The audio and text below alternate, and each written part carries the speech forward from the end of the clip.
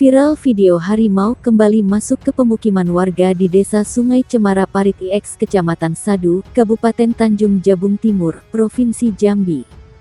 Harimau tersebut tampak mendatangi anjing milik warga, dan seketika anjing putih hitam tersebut lari terbirit-birit.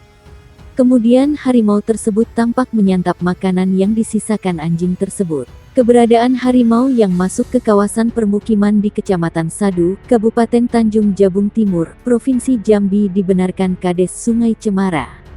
Terkait hal itu pihaknya sudah menyampaikan ke petugas BKSDA dan petugas TNBS untuk meminta bantuan agar kasus kemunculan harimau itu segera ditangani.